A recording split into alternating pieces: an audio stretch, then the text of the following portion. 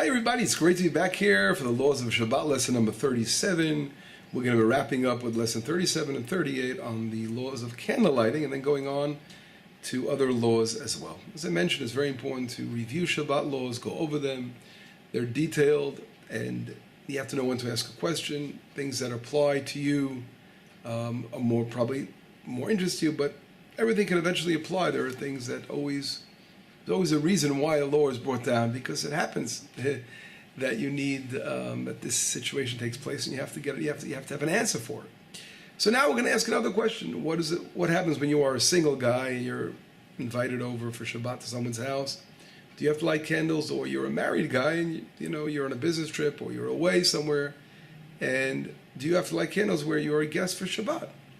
Last time we discussed a family going away together. Now you're an individual, either a single bachelor or a married guy.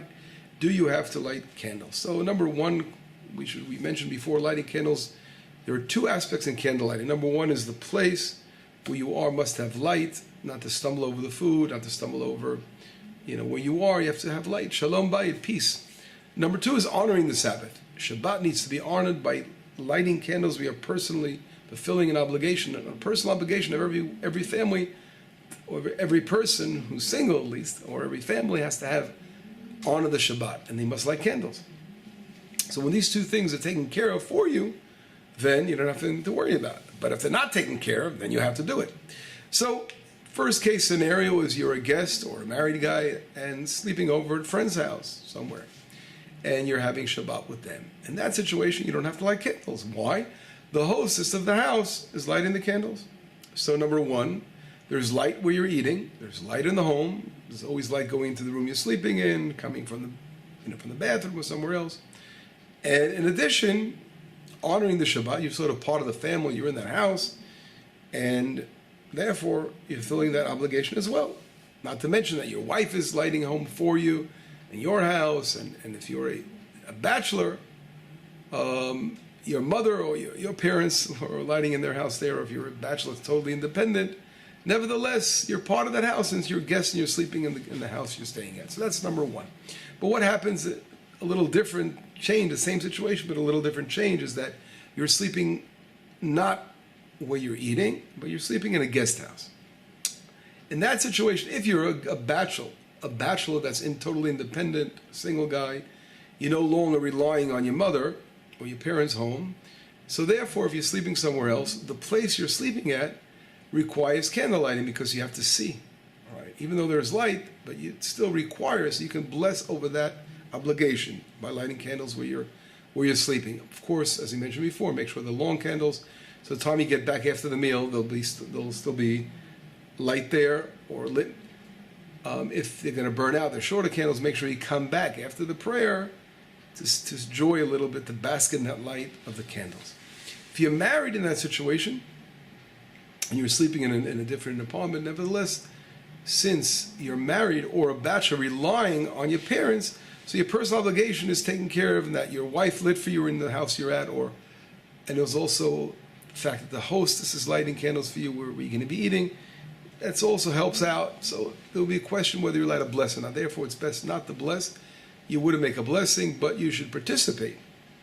It's always an option of participating in the candle lighting of the hostess, by giving a little bit, a little shekel, a little something, to be part of the mitzvah, buying your way into the mitzvah by giving a small amount of money, and then you're saying, here, I'm being part of the mitzvah that you're lighting candles in the house, and then literally solving the problem in all ways.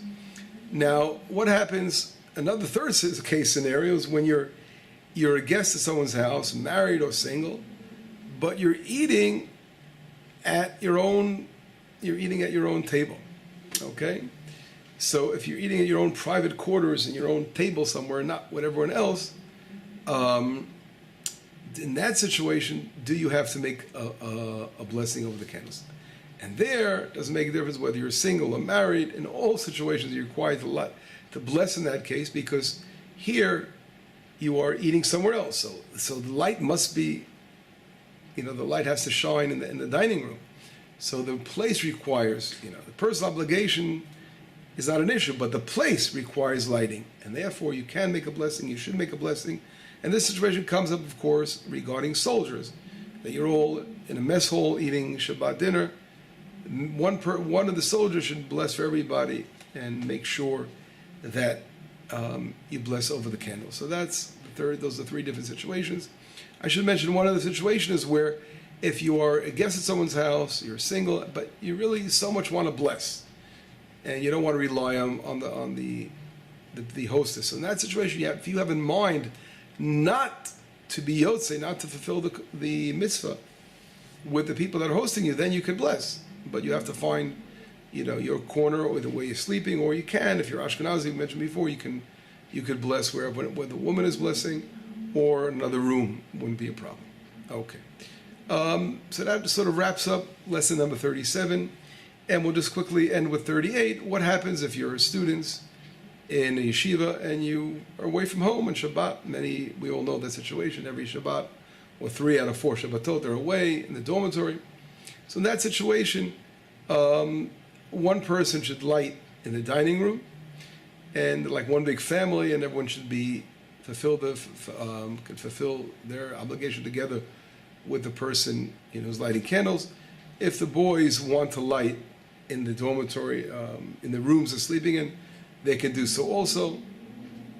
But if not, they should make sure that they should have at least light that's shining somewhere so they can, in the room till they go to sleep, so they shouldn't stumble over their items. Now, girls, on the other hand, are different because they have the custom, of lighting, more of today, just like their mothers, they have the custom of lighting with a blessing every Shabbat.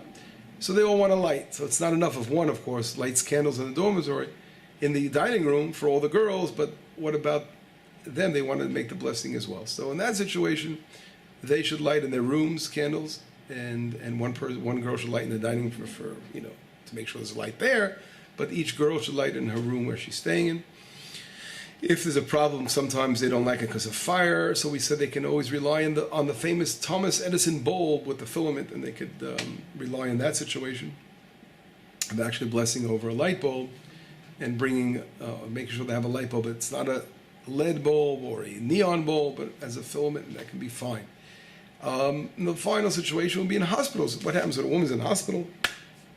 For a good reason, let's give good reasons. She gave birth, and I can tell you a personal story with my wife. My daughter, Achishena, my youngest child, when she was born, it was on a Friday, and I quickly took my wife to the hospital, and I stayed with her. She didn't give birth yet, and I said, Leah, I have to get back home because the kids are being babysitted. We had a neighbor babysitting for our children, and I couldn't leave alone for the whole Shabbat, so I had to leave her in Jerusalem and run back to the children at home. And so we had 4 children at home to take care of. So Leah was staying in the hospital, and just when I got home, I didn't know what happened because, I got home and get ready for Shabbat, and Leah said she didn't give birth yet. I was able to speak there. They told me she didn't give birth yet. And then after Shabbat, she told me that right before, like 2 minutes before Shabbat, she gave birth, and then they brought her candles right before Shabbat, so she was able to light in the hospital. So here she lit candles in the hospital. What happens so a woman here, I'd light candles at home because every house has the obligation there as well. Here, Leah had to lit in the hospital, and she was able to light in the room where she was staying. Now, that would be the case of any situation. A person in the hospital has to light candles, let them light in the room where they're sleeping. If the hospital doesn't like that. Now, in Israeli hospitals, they're used to it because we're Jewish, everybody, and it's easy. But if you're a Jew somewhere you have to light candles and you're in a foreign hospital, it could be harder, but you got to explain to everyone. Anyway, those are some of the basic laws of candle lighting, and God willing, we will continue with our next group of the series of laws of Shabbat coming up soon. Bye-bye.